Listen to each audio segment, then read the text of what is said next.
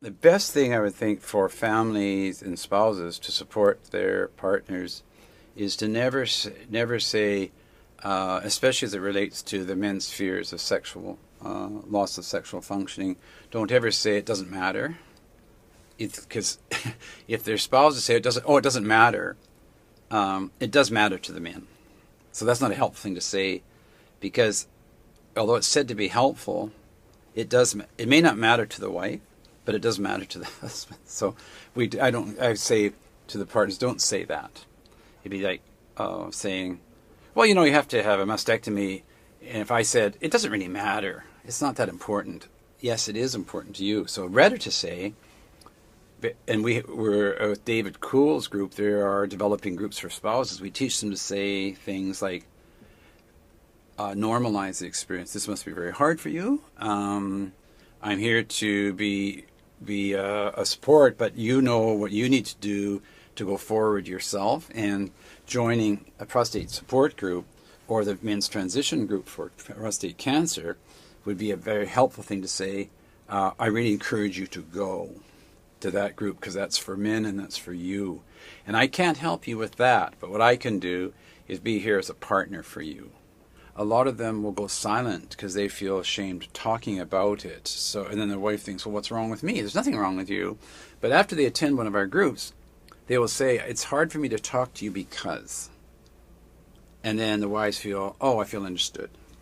And then we teach the husbands to say, tell your wife what would be most helpful, what you want her to do for you. Empower them to say, you ask them what you want. Because it preserves some autonomy. Again, our socialization. Being coddled doesn't feel very good because it's associated with weakness and childhood. And whether it should or not, that's the way it is. So you say, okay, I'll drive you, I'll pick you up, I'll go to the appointment. Those kind of instrumental tasks can be most helpful more than I think the personal. Listening is very good.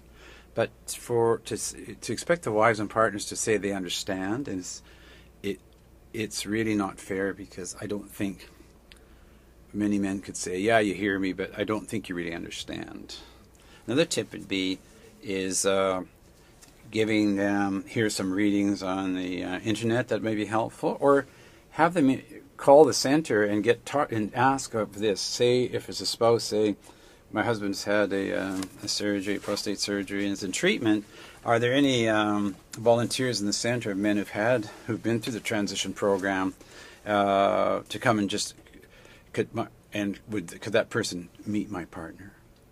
And if you link them up together, that's the most helpful thing, because he will probably then talk and get connected and be able to talk to another man who's had the cancer. Well, the other thing a partner can do to support them, absolutely, there's one thing very much, especially at the time of diagnosis, is we've learned from the men, anytime we go to a physician, whether it's your man or a woman, and you get a diagnosis of a life-threatening illness, as soon as the doctor says, I have some news which isn't good, we stop listening.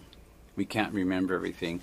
So often the partners are very helpful. They go to that interview together, so you have two people listening, and they just record the information. That's a very helpful thing to do, especially at the time of the diagnosis. And the other thing to help them go is when they go into treatment, traveling with them back and forth. I think doing things is very helpful. Sometimes the family does need to go to their own group. And the person with the addiction, they go in their groups. So groups for spouses, where because they have frustrations and fears and anxieties, they're entitled also to talk about the threat to the relationship, the change in the relationship, but they won't talk about that honestly in front of their husbands because they're fear of hurting them. And the males won't talk to them because they want to protect them. So you got what's called a standoff.